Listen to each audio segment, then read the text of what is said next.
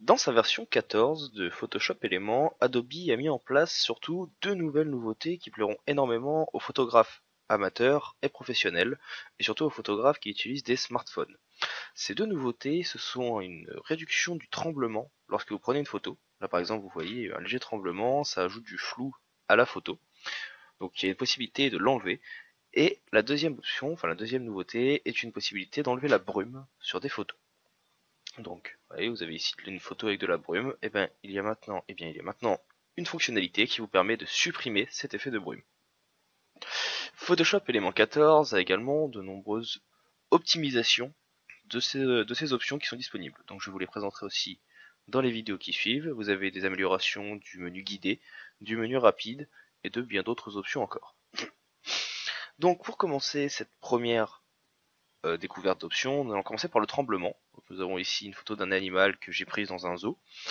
Donc vous allez tout simplement venir dans Réglages ici, et vous voyez une nouvelle option, si vous utilisiez Photoshop Element avant, qui vient de s'ajouter, qui s'appelle Réduire le tremblement.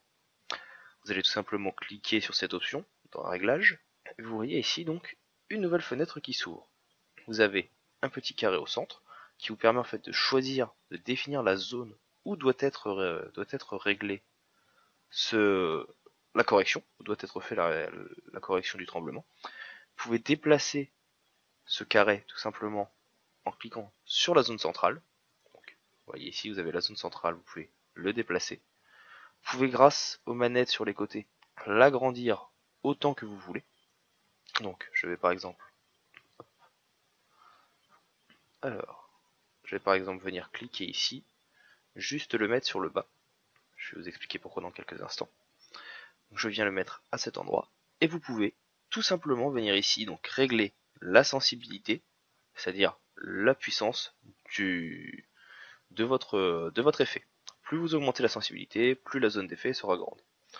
Donc, vous voyez, je l'augmente petit à petit ici. Et vous voyez donc la photo qui se retouche directement. Vous pouvez faire un avant-après pour voir la différence. Donc vous voyez vraiment une ajout de netteté, une suppression du déplacement assez importante. Vous pouvez donc soit le faire directement sur toute votre photo, comme ceci. Donc le logiciel calcule, vous voyez par la petite barre qui se trouve à cet endroit. Et une fois que le calcul est fait, donc vous pouvez voir donc avant et après. Nous voyons vraiment une différence notable au niveau de la netteté entre avant et après. Il y a beaucoup moins de flou.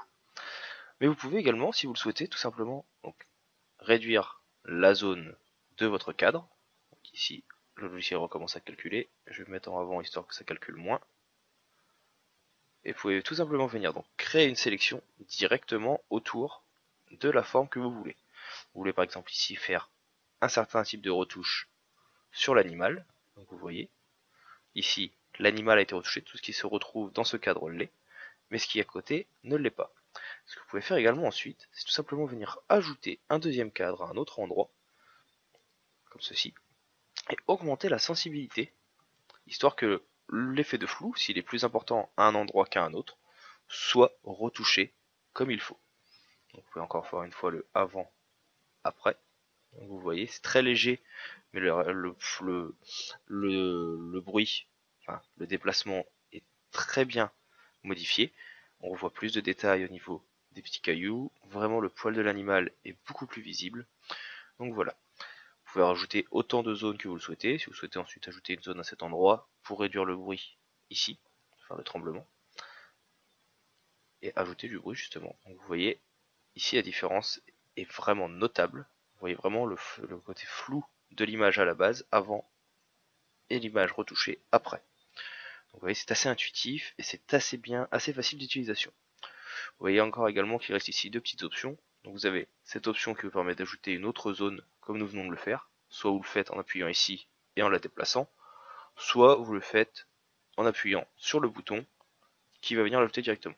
Et vous avez ensuite une fonction zoom qui vous permet donc tout simplement d'ouvrir une nouvelle fenêtre et de venir zoomer sur votre animal sur certaines parties. Vous voyez, vous pouvez zoomer jusqu'à x0,5, x1, 2 et 3, 4. Cela vous permet de voir donc les détails. Donc voilà.